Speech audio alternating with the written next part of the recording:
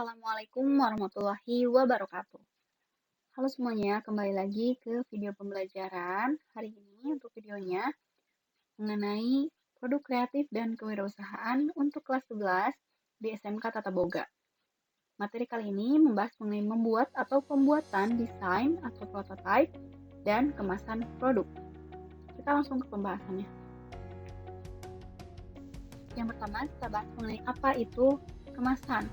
Kemasan adalah desain kreatif yang mengaitkan bentuk, struktur, material, warna, citra, tipografi, dan elemen-elemen desain dengan informasi produk agar produk dapat dipasarkan. Dan digunakan untuk membungkus, melindungi, mengirim, mengeluarkan, menyimpan, mengidentifikasi, dan membedakan sebuah produk di pasar. Lalu ada satu kata lagi, desain kemasan ada juga dengan disebut pengemasan. Untuk pengemasan sendiri adalah sebuah proses, artinya kegiatan merancang dan memproduksi wadah atau bungkus sebagai sebuah produk. Pengemasan adalah aktivitas merancang dan memproduksi kemasan atau pembungkus untuk produk. Biasanya, fungsi utama dari kemasan adalah untuk menjaga produk tersebut. Namun, sekarang kemasan juga menjadi faktor yang cukup penting sebagai alat pemasaran. Fungsi kemasan secara umum yang pertama ada fungsi protektif, artinya berkenaan dengan proteksi produk, perbedaan iklim, prasarana transportasi, dan saluran distribusi yang semuanya berimbas atau tergantung pada pengemasan suatu produk. Dengan pengemasan yang protektif atau terlindungi, para konsumen tidak perlu harus menanggung risiko pembelian produk yang rusak atau cacat saat diterima. Lalu fungsi yang kedua ada fungsi promosional, artinya peran kemasan pada umumnya dibatasi pada perlindungan produk yang kita bahas sebelumnya. Namun, kemasan juga digunakan sebagai sarana promosional menyangkut promosi.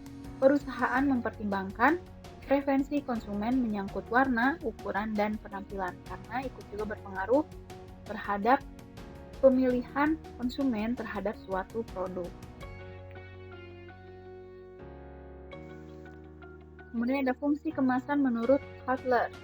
Yang pertama adalah sebagai self-service, artinya kemasan semakin berfungsi lebih banyak, di mana kemasan harus menarik, menyebutkan ciri-ciri produk, meyakinkan konsumen, dan memberi kesan menyeluruh yang mendukung produk.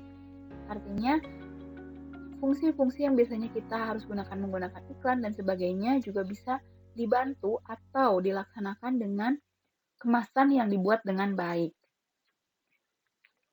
Lalu sebagai consumer influence, artinya konsumen bersedia membayar lebih mahal bagi kemudahan, penampilan, ketergantungan, dan prestise dari kemasan yang lebih baik. Yang ketiga, company and brand image. Artinya perusahaan mengenal dengan baik kekuatan yang dikandung dari kemasan yang dirancang dengan cermat dalam mempercepat konsumen mengenali perusahaan atau merek produk. Karena dengan kemasan yang unik, yang bagus, dan yang menarik, intinya dapat lebih mempercepat konsumen mengenal dan mengidentifikasi ciri khas dari suatu produk yang kita jual.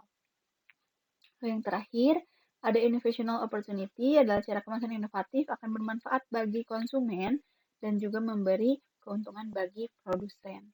Artinya inovasi di sini bisa inovasi bentuk, kegunaan kemasan, dari keamanan kemasan. Nah, hal-hal tersebut bisa menguntungkan kedua belah pihak, baik untuk produsen maupun untuk konsumennya sendiri. Kemudian beberapa fungsi lain dari kemasan. Kemasan melindungi produk dalam pergerakan, artinya saat proses distribusi. Salah satu fungsi dasar kemasan adalah untuk mengurangi terjadinya kehancuran, busuk, atau kehilangan melalui pencurian atau kesalahan penempatan. Contohnya dengan ada tanda segel pada kemasan, itu untuk mencegah adanya perusakan atau pencurian di tengah proses distribusi suatu produk. Kemudian kemasan memberikan cara yang menarik untuk menarik perhatian kepada sebuah produk dan memperkuat citra produk tersebut. Kemudian kombinasi dari keduanya dengan adanya marketing yang baik dan logistik di mana kemasan menjual produk dengan menarik, maka perhatian dan mengkomunikasikannya.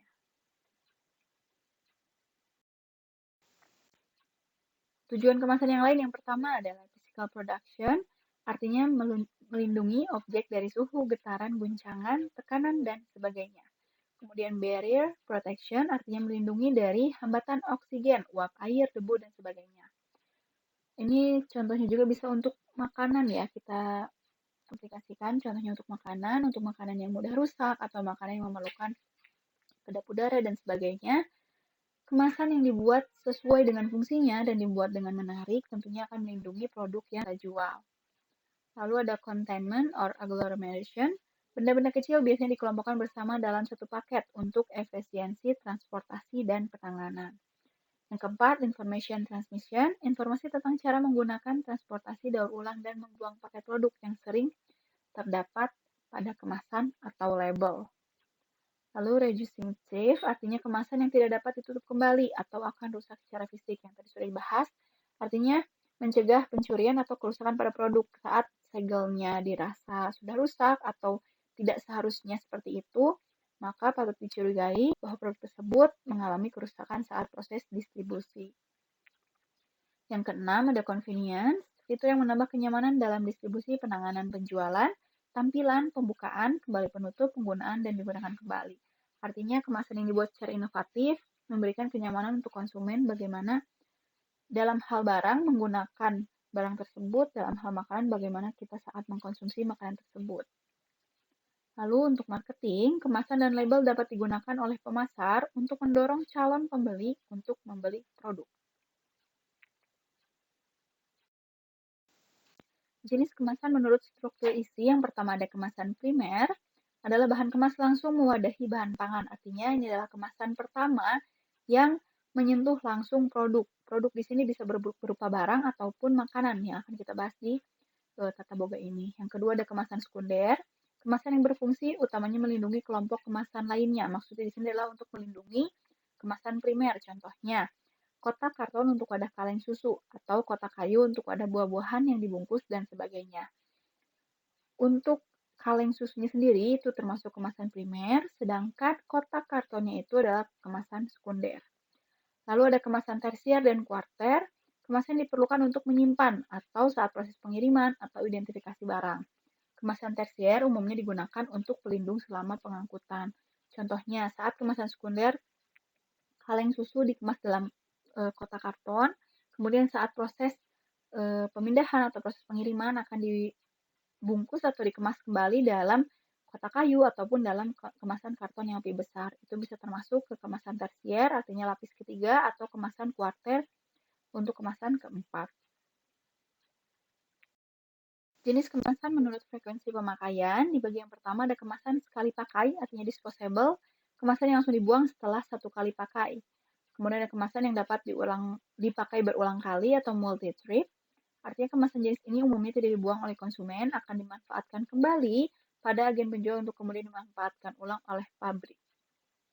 Lalu ada kemasan yang tidak dibuang atau semi-disposable. Kemasan ini biasanya digunakan untuk kepentingan lain di rumah konsumen setelah pakai. Kenapa disebut semi-disposable? Karena untuk semi-disposable ini tergantung dari konsumennya sendiri. Ada yang digunakan di rumah ataupun yang tidak digunakan, pada akhirnya tetap akan dibuang. Tidak ada pertanggungjawaban atau keterikatan dari produsen untuk mengolah kembali kemasannya. Jenis kemasan menurut kesiapan pakai. Ada kemasan siap pakai, artinya bahan kemas yang siap untuk diisi dengan bentuk yang telah sempurna sejak keluar dari pabrik. Contohnya, untuk botol, wadah kaleng, itu bentuknya memang sudah seperti itu dari pabrik dan siap diisi oleh bahan makanannya.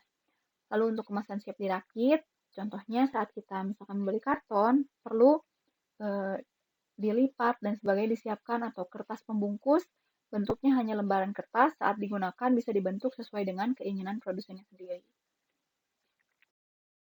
Lalu selanjutnya ada konsep desain dan prototipe produk. Prototipe produk atau purwa rupa produk adalah bentuk dasar dari sebuah produk, merupakan tahapan yang sangat penting dalam rencana pembuatan produk, karena menyangkut keunggulan produk yang akan menentukan kemajuan suatu usaha di masa mendatang.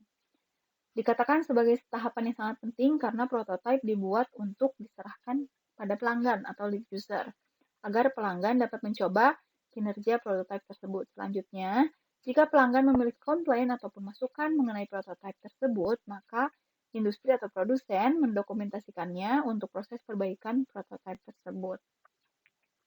Sehingga pada akhirnya dapat menciptakan suatu sistem inovasi produk yang dibangun bersama-sama antara industri dan masukan dari pelanggan sebagai upaya pemenuhan kepuasan pada pelanggan itu sendiri. Nah, untuk di tata boga bisa diibaratkan kita dengan memberikan sampel produk. Artinya kita memberikan sampel, diberikan kepada konsumen, adakah kekurangan atau hal-hal yang perlu ditambahkan.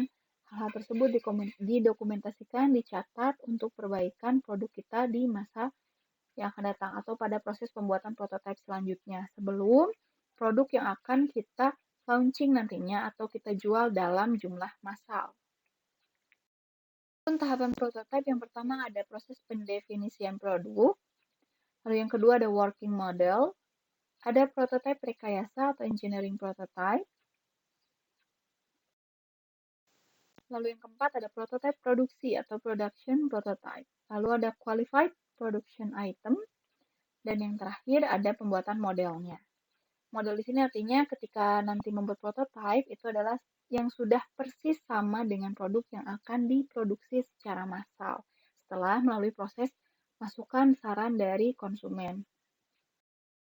Oke, untuk materi mengenai pembuatan atau membuat desain prototipe dan kemasan produk sudah selesai sampai di sini. Silahkan untuk mengerjakan tugas mandirinya, yaitu membuat peta konsep berdasarkan materi pembelajaran yang telah disampaikan. Lalu kemudian tuliskan juga contoh kemasan produk pada masing-masing penjelasan materi. Ada di halaman 7, 8, dan 9, artinya untuk contoh kemasan primer apa saja, sekunder, tersier, kuarter, lalu untuk contoh kemasan disposable, dan sebagainya. Sampai ke pada halaman 9. Silahkan dikerjakan, dikumpulkan sesuai dengan tenggat waktunya. Semoga video kali ini dapat membantu teman-teman semua untuk memahami materi mengenai pembuatan desain atau prototipe dan juga kemasan. Terima kasih. Wassalamualaikum warahmatullahi wabarakatuh.